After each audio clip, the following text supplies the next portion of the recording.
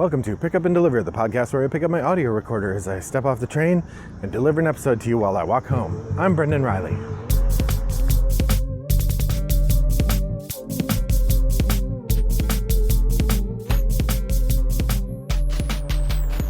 Well, good evening, listeners. It's a lovely day here in suburban Chicago. I'm walking home next to a car with a loud muffler and some cicadas. Do you hear that cicada?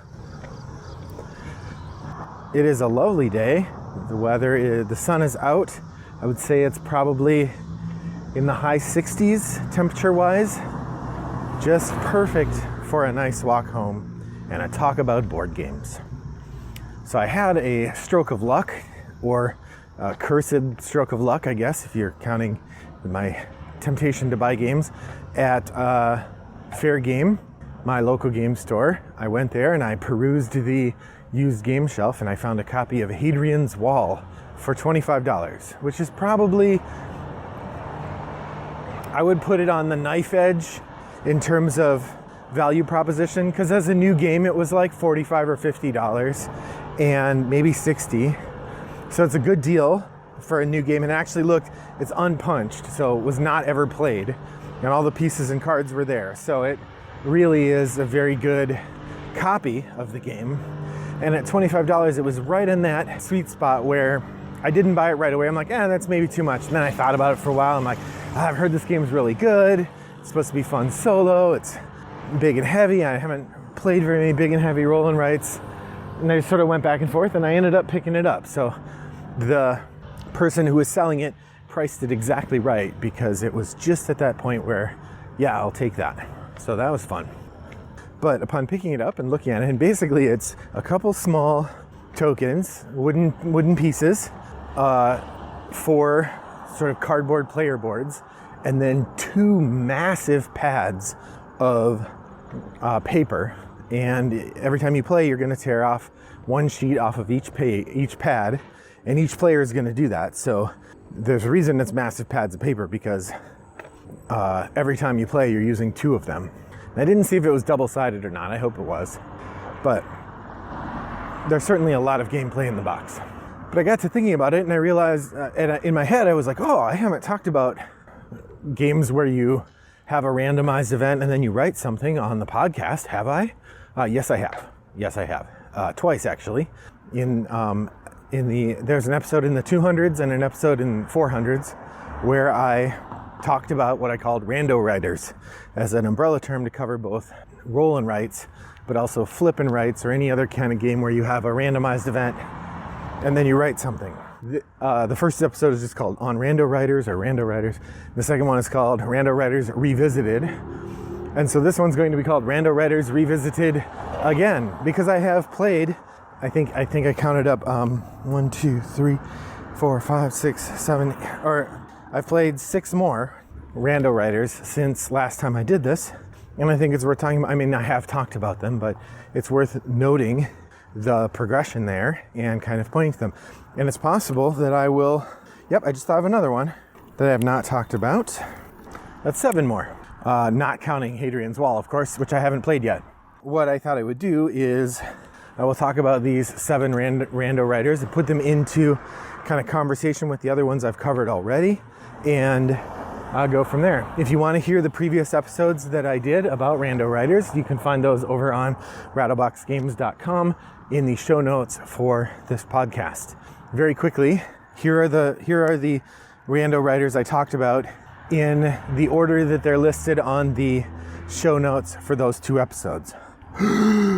Yahtzee, Quicks, Welcome to Dino World, Kokoro, Avenue of the Kodama, Imperial Settlers Roll and Write, Cartographers, Rolled West, Floor Plan, Railroad Inc., Patchwork Doodle, Riverside, Gonshan Clever, Trails of Tucana, Three Sisters, Fleet the Dice Game, Silver and Gold, Lanterns, Longshot Dice, and Voyages.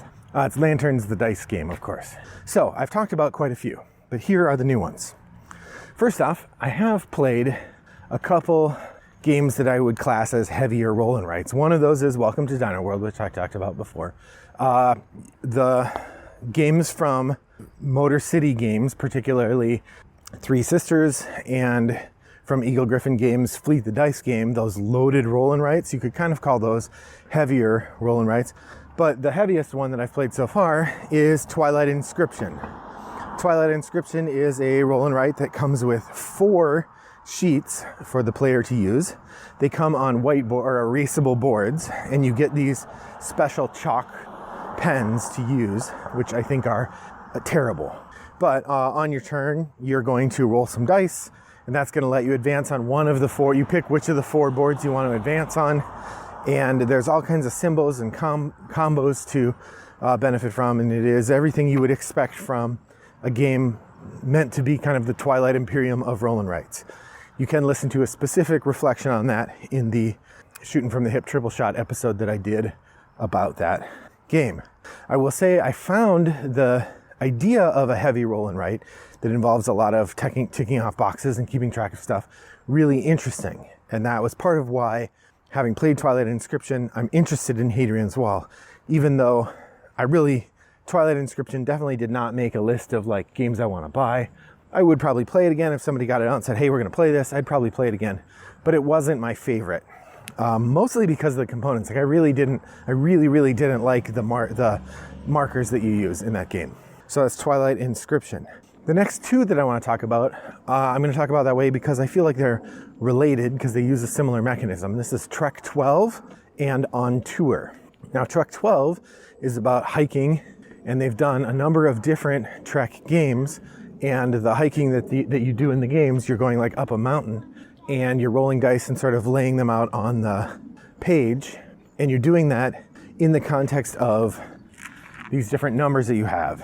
And the trick is, when you put numbers on this sheet, you have to connect other numbers either of the same type, and then you make a sort of set of numbers of the same number, or you have higher or lower value, and you have to make a chain of higher and lower values in your set. And if you ever can't do that, then you take a penalty. The same mechanism, now that in Trek 12, that's kind of the whole game. It goes relatively quickly. It's a simple game. On Tour, it uses that same mechanism, but it spreads it out a bit more, and it has a bit more going on. In that one, you are managing a rock band that is touring the country, and you're supposed to set up the route that you're going to take using these dice. Now, I played 2 games of On Tour on Board Game Arena, and I played 1 game of Trek 12 on paper at Origins in 2022, I think. And I enjoyed both the games to a degree, but it was like, I'm glad I experienced that. I probably don't want to play it again. Another one in that same vein, which was not on my list here, but I just remembered, is Lumen. Lumen is a game that uses that same sort of chaining mechanism. And then there's a board that you're competing on as well. And on your paper, you're writing. The board, you're using tokens for a kind of area control battle instead of writing. So that one's a mix of like a roll and write and then a token-based map game. Lumen is probably my favorite of those 3. I liked it a bit better. There's a little more going on. I felt like I had a little more choice in what I was doing when I was playing the bit. But ultimately, I think that mechanism, the chaining of numbers, just doesn't, if it doesn't click for me, it doesn't wow me in a way that makes me want to go buy a bunch of games with that mechanism. So that's Trek 12, On Tour, and Lumen. Another game that I have played a few times, and I actually have the original and the expansion. The expansion I have not tried yet. This is, I can't remember the name of it. It's Pinball 4Cade, but I can't remember the Super Pinball 4Cade is what it's called. This is a roll and write with a whiteboard. In it, you are playing essentially a simulation of a pinball machine. One of the things I like about this game in particular is it really does feel very thematic. The components are great. The piece that you're moving around the board is like a tiny metal pinball that's been cut in half. It's not metal, the piece is plastic, but it looks like a metal pinball, and it's cut in half so it looks like it's sticking out of the board, and then you're sliding it around. The mechanism is relatively easy to understand, but there's a lot of choices, and you're constantly making difficult decisions about where you want to spend your tokens to try to maximize your score before you drain the ball. I would say the one thing that this game misses is that it doesn't allow for you to play forever. right? Like, I guess really good pinball players could play for a very long time. This game, you're much more limited in how long you can play, but that's okay. You can still get tons of points if you know what you're doing, and luck is on your side. The original game comes with 4 boards, and then the sequel comes with 4 more. And then they've done, I think, 2 other sets. There's a Christmas set, which I haven't played, and a Star Trek set, which I haven't played. But both of those look like they would be fun. I probably wouldn't buy the Star Trek set. It's just not my bag. The Christmas set, I might. But I really enjoy that game, and it's pretty different than anything else out there. So definitely recommend trying it if you get a chance. That's Super Pinball 4K'd. The next 3 and the last 3 of the roll and writes that I wanted to talk about are all, like Twilight Inscription, adaptations of other games into roll and write form. To start with is Raja's Dice. Now, I've only played the regular Rajas of the Ganges a couple times on Yukata, and then I played Raja's Dice on Yukata, and it turns out I really like that game. I like the way that the combos chain better. I understand the mechanisms a little better than I do in Raja's Dice, or the regular dice game. And so, all in all, Raja's Dice, the roll and write game, is far more to my taste. So I'm really glad to have played that one, and I've played it a number of times. It is combo-tastic, so you have lots of turns where you're not doing a lot, but then every now and again you'll have a turn where you really hit it, and that is fantastic when you get one of those turns. So Raja's Dice, definitely worth checking out and worth pursuing, at least to try. And you can play that on yukata.de if you want to play it without buying it. The next one is Quicks Deluxe. Now, I've talked about Quicks a lot. It is one of my favorite roll and writes. Quicks Deluxe I picked up, and it has a couple innovations. The main one being it has the Quicks Mix boards. So in Quicks, the main thing is you are increasing 4 tracks, one related to each color of the 4 main colors of dice. In the Quicks Mix version, you're still upgrading 4 tracks. There's still 4 colors, but every 3rd number on the track, the color changes. So you have 2, 3, 4 in yellow. You have then 5, 6, 7 in green, then 8, 9, 10 in blue, and 11, 12 lock in red or whatever. So you have this mix, and in each row, there's a different color in the row. So as you're going, the number of marks you have for a particular color is much more complicated and much more interesting. So that's the Quicks Mix side of Quicks Deluxe. I will say the downside to Quicks Deluxe is that the whiteboards are terrible. It comes with these whiteboards, and I think it's actually the markers that come with them are just really bad. The markers don't work very well, or something about the combination of the markers and the boards. So I find that while the boards are great, you'll need to supply your own markers because the markers it comes with are not good.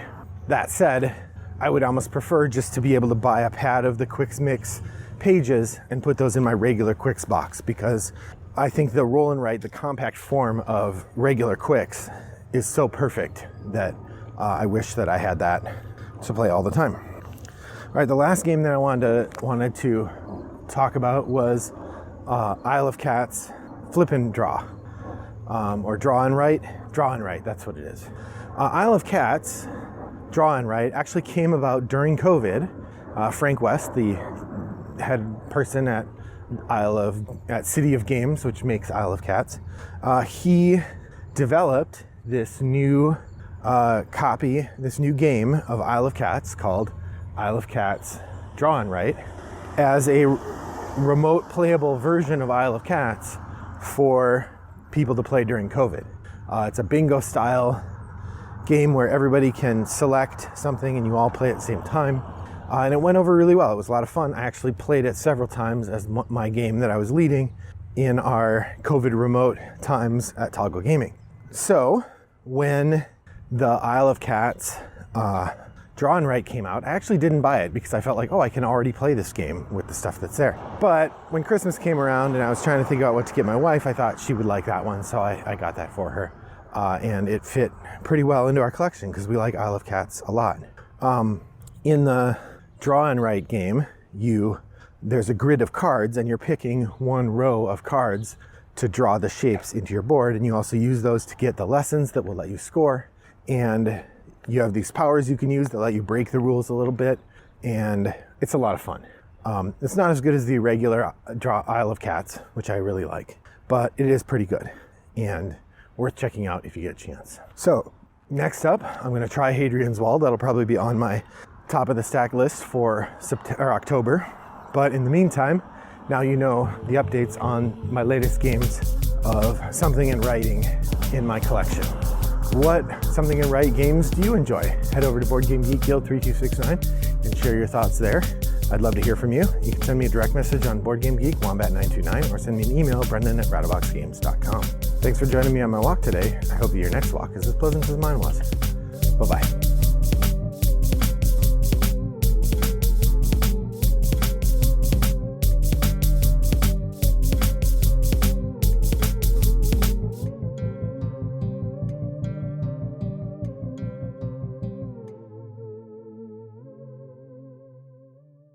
Brought to you by Rattlebox Games.